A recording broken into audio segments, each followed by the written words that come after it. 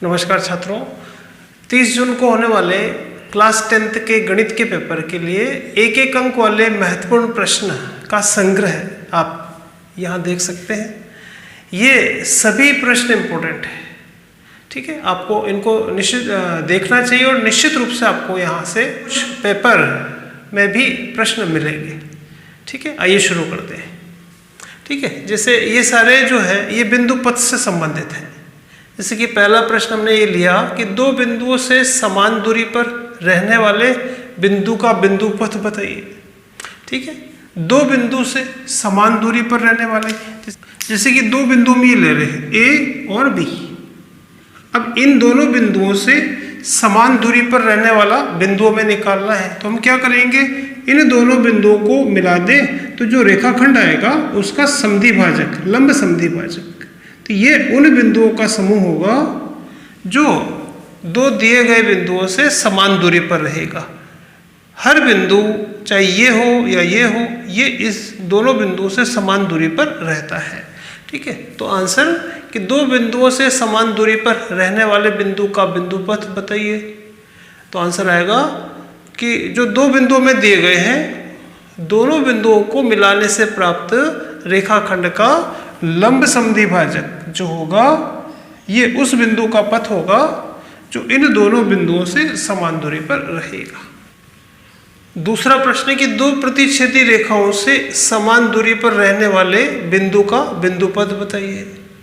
तो आप यहाँ ध्यान दीजिए कि वो दोनों रेखाएं हैं प्रतिच्छेदी, मतलब एक दूसरे को काटेगी किसी बिंदु पर। तो दो प्रतिच्छेदी रेखाएं, जैसे ये है एक ये, इसको हम नाम दे दें ए बी, इसको नाम दे दें बी सी। तो ये दो प्रतिच्छेदी रेखाएं हैं, है ना। अब हमें ऐसा बिंदु का पथ बताना है जो इस दोनों रेखाओं से समान दूरी पर रहे। तो हमने आंसर लिखा कि दो प्रतिच्छेदी रेखाओं से समान दूरी पर रहने वाले बिंदु का पथ होगा उनसे निर्मित कोण का अर्धक, ठीक है। तो ये जो प्रतिच्छेदी रेखाएं हैं जहाँ मिलती है वहाँ एक कोण बनेगा, उस कोण का अर्धक आधा कर दें। तो ये उस बिंदु का पथ होगा जो ये वो बिंदु पथ होगा जहाँ स्थित बिंदु इससे और इससे समान दूरी पर रहेगा, यानी इस पर स्थित बिंदु की लंबवत दूरी इस रेखा से और इस रेखा से समान रहती है। तो इसमें आंसर आएगा उन दो प्रतिच्छेदी रेखाओं से निर्मित कोण का अर्धक। कि दो समांतर रेखाओं से समान दूरी पर रहने वाले बिंदु का पथ बताइए। अब यहाँ ध्यान दीजिए कि दो समांतर रेखाएं हैं, समांतर रेखाएं इस तरह से, दो समांतर रेखाओं से समान दूरी पर रहने वाले बिंदु का पथ बताइए। तो हमने आंसर लिखा कि दोनों समांतर रेखाओं के मध्य खींची गई समांतर रेखा, ठीक है। तो वो इस रेखा से और इस रेखा से बराबर दूर रहने वाला बिंदु पथ होगा इस तरह से, जो कि इन दोनों के बीच में होगा और इन दोनों के समांतर होगा, ठीक है।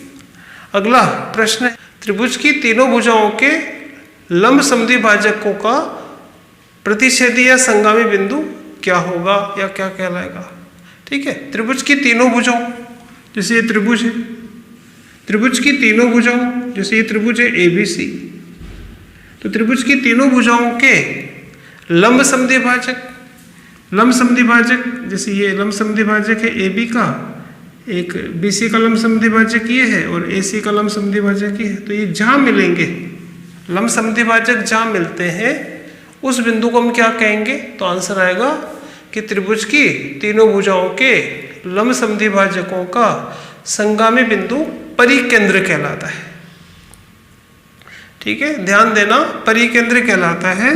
और परिकेंद्र एक ऐसा बिंदु होता है जो, अब ध्यान देना, जो त्रिभुज के तीनों शीर्षों से समान दूरी पर रहता है।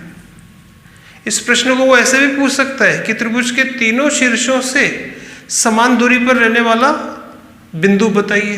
तो त्रिभुज के तीनों शीर्षों से समान दूरी पर रहने वाले बिंदु को कहते हैं परिकेंद्र, ठीक है।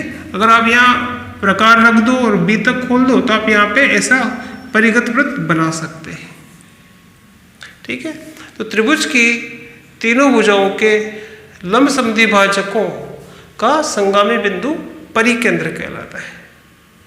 अगला प्रश्न है कि त्रिभुज के तीनों कोणों के अर्धकों का संगामी बिंदु क्या कहलाता है? ध्यान दें, त्रिभुज के तीनों कोणों के अर्धकों का संगामी बिंदु, त्रिभुज जैसे हम यहाँ त्रिभुज बना रहे हैं ABC, त्रिभुज के किसका? कोणों के अर्धक। जैसे ये कोण है तो ये इसका अर्धक हो गया, मतलब ये जो लाइन है इस कोण को दो भागों में बांटेगी। इसी तरह से इसका अर्धक ही हो गया, इसी तरह से इसका अर्धक ही हो गया। तो हम देख रहे हैं कि तीनों अर्धक एक जगह आके मिलेंगे। तो उस बिंदु को जहाँ तीनों अर्धक मिलते हैं उसको हम कहते हैं अंतः केंद्र। कोणों के अर्धकों का संगामी बिंदु कहलाएगा अंतः केंद्र। ठीक है। और अंतः केंद्र का एक और आप ध्यान रखना कि अंतः केंद्र जो है त्रिभुज की तीनों भुजाओं से समान दूरी पर होता है। अंतः केंद्र त्रिभुज की तीनों भुजाओं से समान दूरी पर होता है और अंतः केंद्र से हम अंतर्गत वृत्त बना सकते हैं। अंतर्गत वृत्त बनाया जा सकता है। अगला है कि घड़ी के पेंडुलम के सिरे का बिंदु पथ क्या होगा? ठीक है। घड़ी के पेंडुलम के सिरे का बिंदु पथ क्या होगा? तो जैसे घड़ी होती है ना, घड़ी का जो पेंडुलम होता है वो ऐसे ऐसे चलता रहता है। तो आपको बताना है कि इसका जो सिरा है, ये सिरा है ना, इसका पथ क्या होगा, ये किस पथ पे गति करेगा, वो इसका आंसर है। तो आंसर होगा घड़ी के पेंडुलम के सिरे का बिंदु पथ होता है एक वृत्तीय चाप। ठीक है। वो जिस पथ पे गति करेगा उसको हम कहते हैं वृत्तीय चाप। वो इस तरह से गति करेगा। ठीक है। तो घड़ी के पेंडुलम के सिरे का बिंदु पथ होता है एक वृत्तीय चाप। बिंदु पथ से जुड़े हुए और प्रश्न अपन देखते हैं। ठीक है। अगला प्रश्न है कि त्रिभुज की माध्यिका किसे कहते हैं? ठीक है। त्रिभुज की माध्यिका क्या होती है? तो हमने आंसर लिखा है कि त्रिभुज के शीर्ष को सम्मुख भुजा के मध्य बिंदु से मिलाने वाला रेखाखंड माध्यिका कहलाता है। चित्र में देखिए कि जो त्रिभुज है इसके शीर्ष को सम्मुख भुजा के मध्य बिंदु से मिलाने वाला रेखाखंड कहलाता है माध्यिका। और किसी भी त्रिभुज में क्योंकि तीन भुजाएं हैं तो उसमें तीन माध्यिकाएं हो सकती है। तो ये माध्यिका है AD, D मध्य बिंदु होगा BC का, BE माध्यिका है, E मध्य बिंदु होगा AC का, CF माध्यिका है तो F मध्य बिंदु होगा, F मध्य बिंदु होगा AB का। ठीक है। तो त्रिभुज के शीर्ष को सम्मुख भुजा के मध्य बिंदु से मिलाने वाला रेखाखंड जो है वो माध्यिका कहलाता है। ठीक है। अगला प्रश्न है कि त्रिभुज की माध्यिकाओं का संगामी बिंदु क्या कहलाता है? जैसे कि आप यहाँ देख रहे हैं कि त्रिभुज की तीन माध्यिकाएं होती हैं और तीनों माध्यिकाएं यहाँ मिलती है। तो त्रिभुज की तीनों माध्यिकाओं के संगामी बिंदु को क्या कहते हैं? तो आंसर आएगा कि इसके संगामी बिंदु को केंद्रक कहते हैं। इसको G से दर्शाते हैं। ठीक है। अगला है कि केंद्रक माध्यिका को किस अनुपात में विभाजित करता है? ये जो केंद्रक होता है ये माध्यिका को किस अनुपात में विभाजित करेगा? तो जैसे आप देख रहे हैं ऊपर लंबाई ज़्यादा है नीचे कम है। तो आंसर आएगा कि ये जो केंद्रक है प्रत्येक माध्यिका को 2:1 में विभाजित करता है। ठीक है। ये लंबाई डबल है, ये कम है। ठीक है। तो इस तरह से 2:1 में विभाजित करता है। अगला प्रश्न है कि वह त्रिभुज जिसकी तीनों माध्यिकाएं समान हो क्या कहलाएगा? कि अगर किसी त्रिभुज की तीनों माध्यिकाओं की लंबाई बराबर है, तीनों माध्यिकाएं जैसे ये 10 सेमी है तो ये भी 10, ये भी 10, तीनों माध्यिकाएं अगर बराबर है तो ऐसे त्रिभुज को हम कहेंगे समबाहु त्रिभुज। यानी जिसकी पहले से तीनों भुजाएं बराबर है उसमें तीनों माध्यिकाएं भी बराबर होगी। अगर दो माध्यिकाएं बराबर है तो हम कहेंगे उसमें दो भुजाएं बराबर होगी, उसको हम कहेंगे समद्विबाहु त्रिभुज। ठीक है।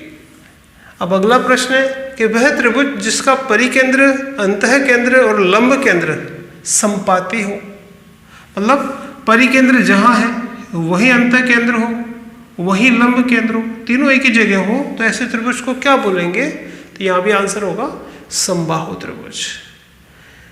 अगला प्रश्न है ये 2019 में आया था कि समतल में लुढ़कने वाले वृत्त के केंद्र का बिंदु पथ बताइए।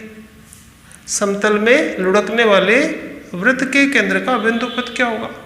तो जैसे आप सोचिए ये समतल है ना, जैसे वो टायर लुढ़काते हैं या कोई पहिया यहाँ पे चलता है, जैसे वो पहिया अभी यहाँ है, फिर यहाँ है, फिर यहाँ है, तो समतल में लुढ़कने वाले वृत्त के केंद्र का बिंदु पथ, ये वृत्त के केंद्र को मिला दो, ये आंसर होगा। तो वो जो वृत्त के केंद्र का बिंदु पथ होगा वो होगा उस समतल के समांतर रेखा। तो आंसर आएगा उस समतल के समांतर रेखा। ठीक है। अगला प्रश्न बच्चों कि किसी स्थिर बिंदु से समान दूरी पर रहने वाले बिंदु का बिंदु पथ क्या होगा।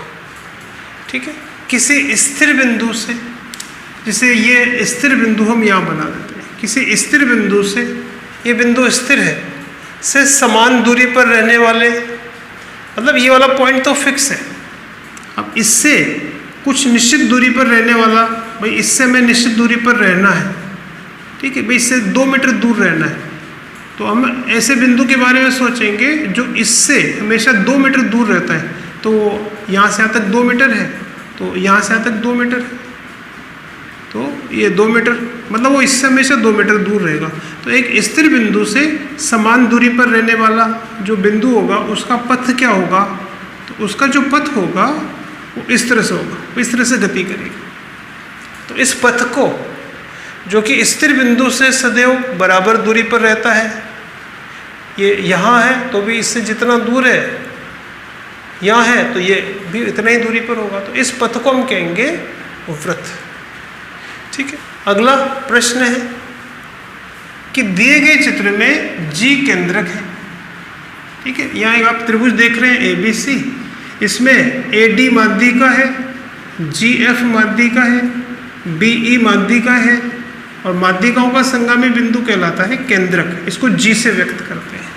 और हमें पता होना चाहिए, अभी हमने पढ़ा था कि केंद्रक जो होता है वो माध्यिका को 2:1 में विभाजित करता है, मतलब निचला वाला हिस्से से ऊपर वाला हिस्सा डबल होता है। ये छोटा हिस्सा है तो ये कम है, और ये वाला हिस्सा इस वाले हिस्से से डबल होता है। ठीक है, तो यहाँ AG और GD का जो अनुपात होगा वो आएगा 2:1। ठीक है, अगर AG 2 है तो ये आएगा 1। अगर आपसे कहा जाए कि AG बटा AD बताइए क्या होगा, ध्यान देना, AG बटा AD बताइए क्या होगा, तो AG और GD में अनुपात है 2:1 का। AG अगर 2 है, अब हमें यहाँ पे लिखना है AD, A से लेके D तक, A से लेके D तक मतलब 2 और 1 यानी 3। इसी प्रकार हमें GD बटा AD बताना हो। ठीक है, GD ये छोटा वाला हिस्सा, अगर ये 1 है तो GD का भाग अगर 1 है तो AD हो जाएगा यहाँ से यहाँ तक यानी 3। तो ये एक इम्पोर्टेंट है, ध्यान रखिए, इन पे भी प्रश्न आपके बन सकता है। ये अनुपात आपको पता होना चाहिए, 2:1, 2:3 और 1:3। ठीक है, तो जो हिस्सा बड़ा होता है वो छोटे वाले हिस्से से डबल होता है। इस माध्यिका में ये वाला हिस्सा बड़ा है, ये 2 होगा, ये 1 होगा। इस वाली माध्यिका में ये हिस्सा बड़ा है तो ये 2 होगा और ये 1 होगा। ठीक है, अब हम आते हैं प्रश्न पर। इसमें आपको दिया है कि GF है 4 सेमी, GF ये GF, ठीक है, GF है 4 सेंटीमीटर, तो GC बताइए, GC बताइए। तो इसमें ये GC बड़ा है तो GC बटा ये बड़ा है तो ये 2 होगा, तो ये 1 होगा। तो अगर आप इसको पहले लिखना चाहें तो GC बटा GF, GC बटा GF, ध्यान देना, GC बटा GF, तो ये है 2, ये है 1, 2/1। अच्छा, यहाँ GF दे रखा है कितना, 4, तो हम GF की जगह तो रखेंगे 4, GC हमें निकालना है और इधर है 2/1। GC का मान निकालने के लिए इसको उधर पहुँचा देंगे, 4 भाग में है, इधर आएगा तो गुणा हो जाएगा। तो जीसी का मान निकालना है तो 2 गुणा होगा 4 से, यानी आएगा 8 से। बस सेकंड लिख दिया। इसमें लिखा रहा है कि एडी अगर 7.5 है, एडी मतलब ए से लेके डी तक, एडी माध्य का एडी 7.5 है, तो बताइए जीडी क्या होगा, जीडी क्या होगा। तो यह हमें 2 बातों पर को ध्यान देना है कि एक तो एडी है और एक जीडी है। क्या बताना है कि भाई जीडी बताना है। क्या दिया है, एडी दे रखा है। इसमें क्या अनुपात होगा कि जीडी तो छोटा है, यानी ये होगा अगर 1 तो ऊपर वाला हिस्सा आएगा 2, इसका ये डबल होता है। अच्छा, तो जीडी का तो 1 भाग है, और एडी का भाग क्या होगा, ए से लेके कहाँ तक जाएंगे, डी तक। यहाँ से यहाँ तक 2 भाग और यहाँ से यहाँ तक 1 भाग, तो एडी आएगा 3। ठीक है, तो अब इसमें मान रख दो। जीडी तो हमें निकालना है। अच्छा, एडी की जगह रखेंगे 7.5 बराबर 1/3। तो अगर हमें जीडी का मान चाहिए तो 7.5 को उधर पहुंचा देंगे। तो जीडी बराबर आएगा 1/3 गुणा 7.5। 3 से इसको काट देंगे तो आंसर आएगा 2.5 सेंटीमीटर। कि इस वीडियो का अंतिम प्रश्न है कि ये 2019 में आया था क्वेश्चन, आरबीएससी 2019 में था ये क्वेश्चन। 1 नंबर का प्रश्न था कि 2 खिलाड़ी ए तथा बी शतरंज खेलते हैं। ए के द्वारा मैच जीतने की प्रायिकता 5/6 है, तो बी के जीतने की प्रायिकता बताइए। ठीक है, तो हमें दिया गया है कि ए के जीतने की प्रायिकता है 5/6। तो अब हम निकालेंगे ए के नहीं जीतने की प्रायिकता, यानी एक घटना के घटित नहीं होने की प्रायिकता निकालनी है। तो जब भी ये घटित होने की प्रायिकता 5/6 है, घटना के घटित नहीं होना, ए के नहीं जीतने की प्रायिकता निकालना है, तो 1 में से घटा देंगे। यानी ए जो है वो 6 में से 5 मैच जीत जाता है। 6 में से 5 तो जीतता है, तो ए नहीं जीतेगा। वो निकालने के लिए 1 में से घटा देंगे, यानी आएगा 6 कम 6 में से 5 गया तो 1/6। एलसीएम लेके हम लेंगे तो ए नहीं जीतेगा, उसकी प्रायिकता क्या है 1/6। और ए के सामने बी खेलता है, अगर ए नहीं जीता तो कौन जीतेगा, बी। तो ए अगर नहीं जीतता है, ए के नहीं जीतने की प्रायिकता अगर ये है, तो इसको दूसरी भाषा में बोले, दूसरे शब्दों में बोलेंगे तो या बी के जीतने की प्रायिकता, बी के जीतने की प्रायिकता आ जाएगा 1/6। ठीक है बच्चों, तो ये इम्पोर्टेंट प्रश्न है, आपको देखना चाहिए, और अगला वीडियो भी मैं बहुत जल्दी डालूंगा।